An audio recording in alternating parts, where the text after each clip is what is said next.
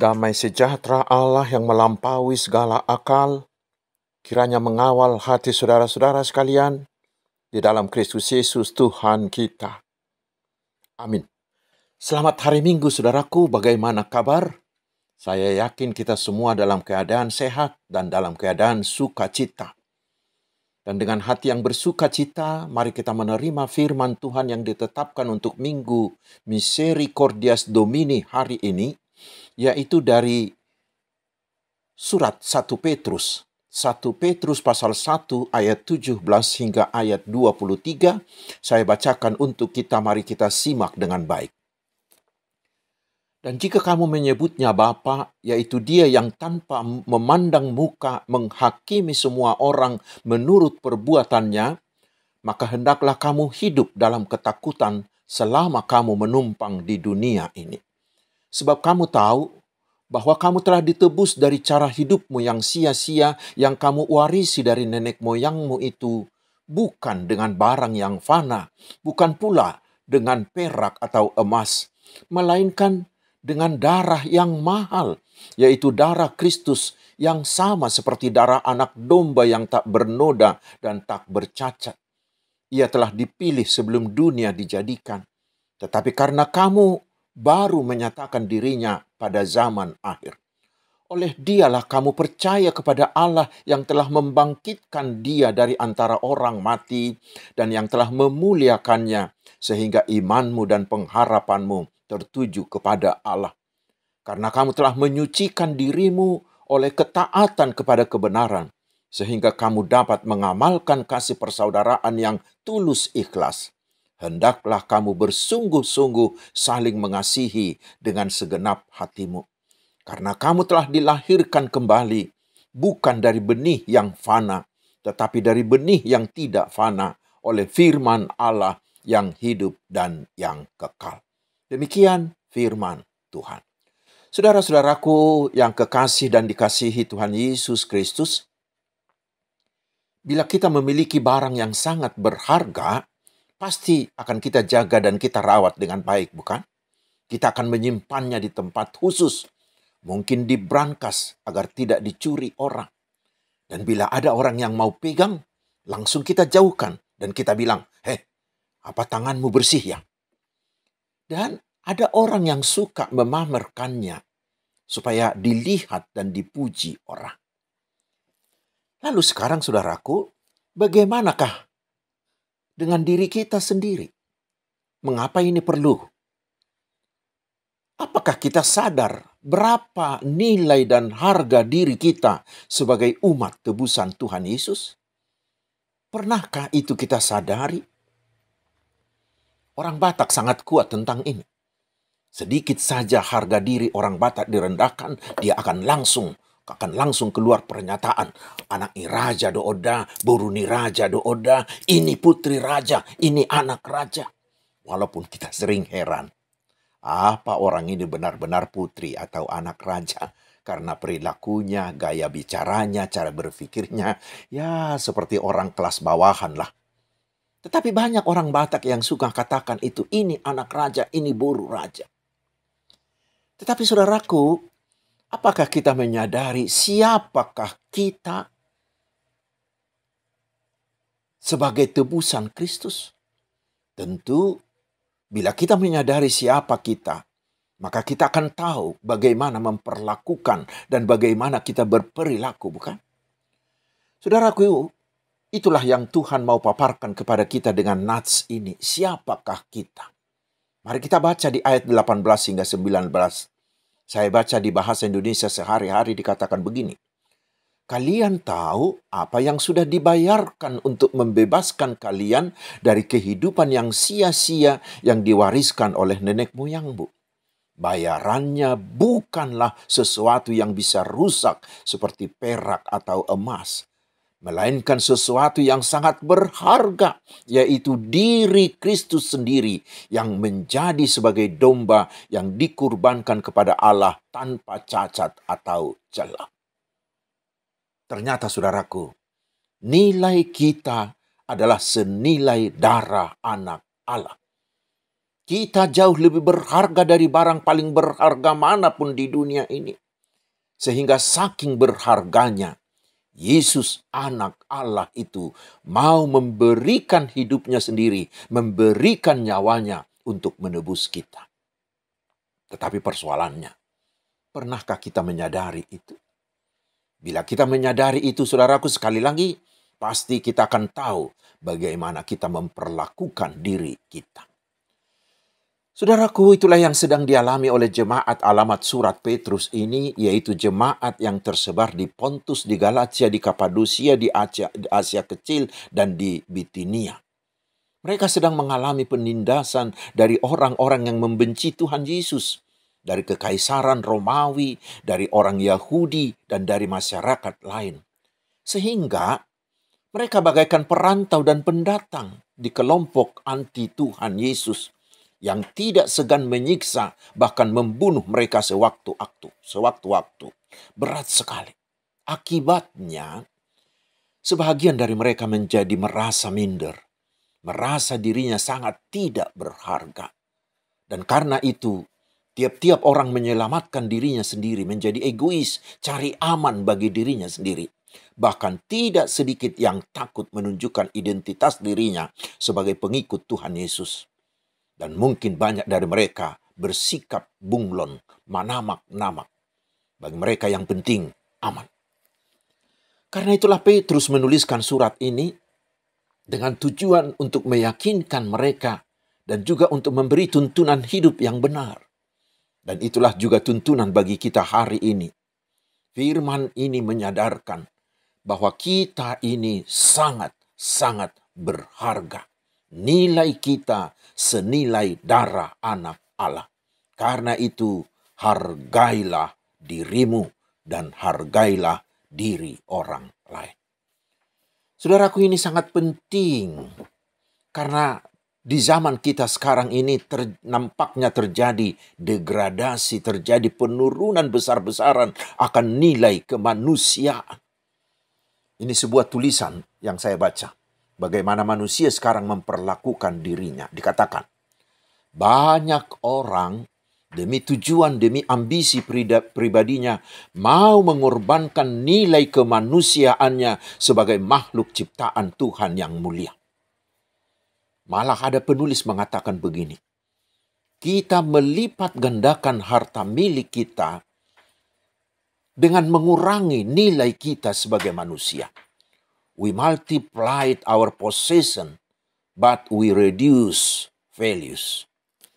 Di ayat 14, orang seperti ini disebut orang bodoh. Yaitu orang yang sukses dan penuh kemewahan, tetapi tidak mengetahui apa yang paling berharga dan paling bernilai dalam hidupnya.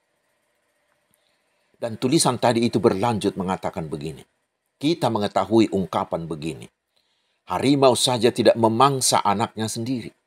Tetapi sekarang ini manusia sudah memangsa siapa saja demi melipat gandakan hartanya.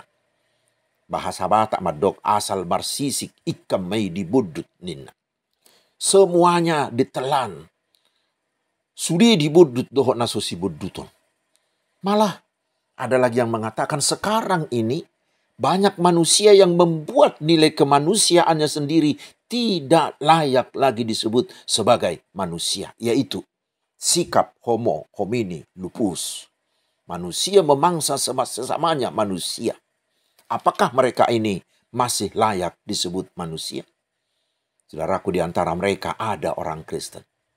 Tetapi mungkin itu tidak ada di antara kita yang mendengarkan khotbah ini. Sekarang pertanyaannya, mengapa ada Kristen yang mau mengurangi nilainya sebagai manusia demi melipat gandakan harta milik mereka? Pasti karena mereka tidak menyadari siapa dirinya. Karena mereka tidak menyadari nilai baru yang telah diberikan oleh kebangkitan Tuhan Yesus bagi mereka. Yaitu nilai kemanusiaan sejati.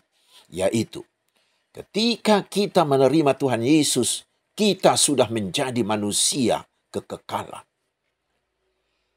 Karena itu saudaraku, mari kita camkan. Jangan pernah kurangi nilai kemanusiaanmu yang sangat-sangat berharga itu demi apapun. Jangan pernah gadaikan itu demi harta, demi jabatan, dan demi yang lain. Ingat, sejak kita percaya, kita sangat berharga, bernilai kekekalan. Saudaraku, karena kita begitu berharga, maka standar hidup kita juga harus lebih tinggi. Kamu harus sempurna, kata Yesus di Matius 5 ayat 48. Dengan demikianlah, maka mata orang akan selalu melirik kita. Kita akan diperhitungkan. Kita tidak akan dilecehkan lagi. Karena itulah kita harus ketat menjaga nilai dan kualitas hidup kita. Itulah yang diingatkan Tuhan melalui firman di ayat 17 ini yang mengatakan, Tuhan adalah Bapa yang akan menghakimi tanpa memandang muka. Saudaraku, kita ingat, semua yang kita lakukan dimanapun dan kapanpun, semuanya dilihat oleh Allah. Dan kita kelak akan dihakimi menurut semua yang kita lakukan. Bagaimana kita memperlakukan diri kita, dan bagaimana kita memperlakukan diri orang lain sebagai orang-orang yang sudah ditebus oleh Tuhan Yesus. Jika demikian, kita harus hati-hati. Seperti nyanyian anak sekolah minggu itu. Hati-hati gunakan tanganmu, gunakan kakimu, gunakan mulutmu. Mengapa? Karena Bapa di sorga selalu lihat ke bawah, selalu lihat apa yang kita lakukan. Karena itu, mari kita tunjukkan bahwa kita adalah umat Allah yang berharga, yang ditebus dengan darah anak Allah. Sehingga kita akan semakin ketat menjaga perilaku kita bila kita menyadari hal itu. Tetapi sebaliknya, orang yang merasa dirinya tidak berharga, mereka akan memperlakukan dirinya secara gampangan dan sembarangan. Mereka akan hidup seenaknya tanpa aturan. Tidak peduli dengan aturan, dengan rambu-rambu. Mengapa? Karena tidak ada yang perlu dijaganya. Maaf, coba lihat saudara kita yang kurang waras. Bagaimana mereka memperlakukan dirinya? Maaf, dia mau berjalan di depan umum tanpa busana, bukan? Rambutnya tidak karuan, aut-autan, acak-acakan, tidak pernah mandi dan lain-lain. Tetapi coba lihat anak Bapak Presiden. Apakah pernah mereka kita lihat pakai baju robek-robek? Dia harus selalu tampil dengan baik. Walau hati mereka sedang galau. Dia harus terus tersenyum karena dia anak presiden. Sedikitnya untuk jaim, jaga image, bukan? Seharusnya saudaraku kita lebih dari itu.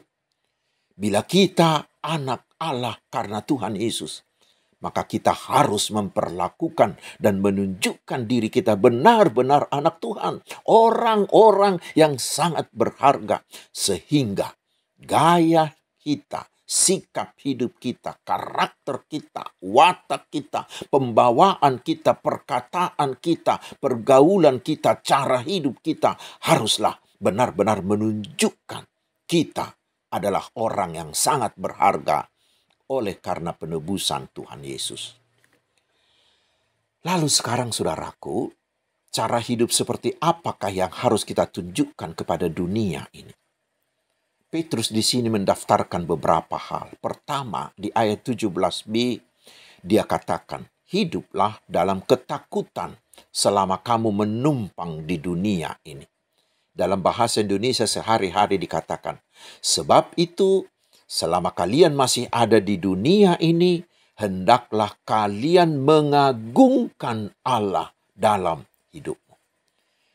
Dikatakan kita harus hidup takut, harus mengagungkan Allah. Apa maksudnya? Anak presiden tadi terus menjaga image-nya. Sehingga menjaga seluruh tindak tanduknya. Karena dia takut orang lain mengintip mereka, mencari kesalahannya. Seperti yang pernah terjadi terhadap Pangeran Andrew dari Inggris, bukan? Dia pernah berpesta miras tanpa pakaian. Dia langsung menjadi bulan-bulanan media di Inggris.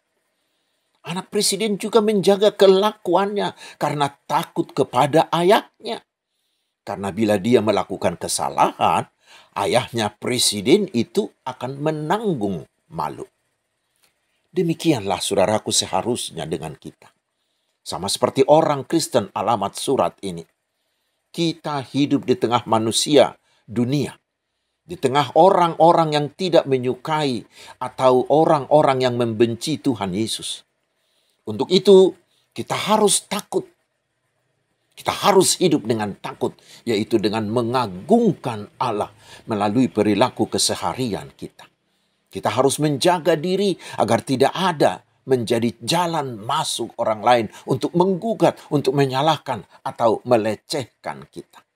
Kita harus pintar menjaga diri agar tidak ada celah sedikit pun bagi orang lain untuk membenci kita. Tetapi selanjutnya kita harus takut, harus mengagungkan Tuhan setiap saat agar segala tindakan, segala perbuatan, segala perilaku, segala gaya dan sikap hidup kita tidak pernah membuat Tuhan kita Yesus Kristus itu menjadi dipermalukan. Jangan sampai ada orang yang mengatakan, itulah pengikut Yesus itu. Hanya ajarannya yang indah, tetapi perilakunya seperti titik-titik lah. Yang kedua, dikatakan kita harus hidup dalam persaudaraan yang saling mengasihi, ayat 22. Untuk apa? Untuk apa kita harus hidup dalam persaudaraan yang saling mengasihi? Saudaraku, mungkin kita pernah menonton di channel Animal Planet. Bagaimana hewan seperti kerbau misalnya bisa mempertahankan diri terhadap serangan pemangsa seperti harimau atau singa. Bila mereka diserang oleh pemangsa itu, kerbau itu akan cepat berkumpul. Mereka akan cepat bersatu dengan membentuk lingkaran dengan kepala bertanduknya itu ke arah luar. Sehingga tidak ada celah bagi si harimau, si pemangsa itu untuk menyerang mereka. Itulah yang membuat mereka selamat. Kesatuan membuat mereka kuat dan lolos dari pemangsa. Saudaraku, itulah ajaran firman Tuhan kepada jemaat penerima surat ini dan juga kepada kita hari ini. Karena mereka sedang mengalami penindasan yang sangat berat. Mereka dan kita selalu menghadapi orang-orang ganas yang siap menerkam di setiap zaman, di setiap waktu, dan di banyak tempat. Sekarang, agar kita jangan menjadi mangsa empuk bagi mereka, kuncinya adalah kita harus kuat dalam kesatuan. Persaudaraan kita harus kokoh. Tetapi pertanyaannya, bagaimana caranya membangun persaudaraan yang kokoh? Yaitu dengan jalinan kasih. Kasih itulah bukti paling jelas bahwa kita adalah pengikut Tuhan Yesus. Kasih itu yang tulus, tanpa maksud tersembunyi, yang mau berkorban, mau mengorbankan harta, bahkan mengorbankan gengsi dan harga diri demi kasih kepada sesama. Mau mengampuni, mau membuang segala kesalahan orang lain, mau menerima orang lain apa adanya, bukan ada apanya. Kasih seperti itulah saudaraku yang menjadi ikatan paling kokoh. Lalu itulah yang mengikat persaudaraan kita. Dan itulah yang membuat kita kokoh menghadapi segala ancaman. Karena itu saudaraku, ketika kita menerima Tuhan Yesus yang telah menyelamatkan kita, kita adalah manusia berharga. Lalu tunjukkanlah itu dalam perilakumu, dalam sikapmu, dan dalam kasih persaudaraanmu.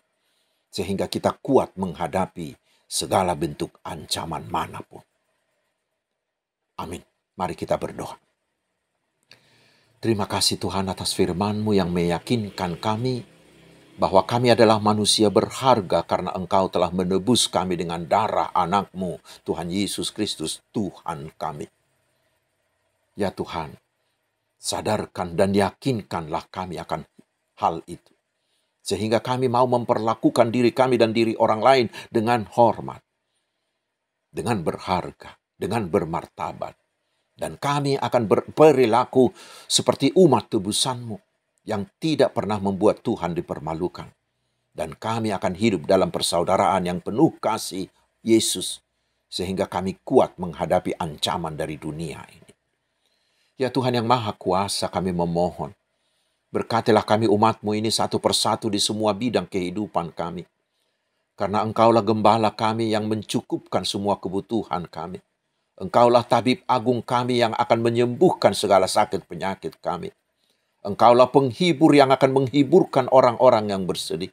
Engkaulah penasehat agung kami yang akan membantu orang-orang yang mengalami pergumulan dan sedang berbeban berat.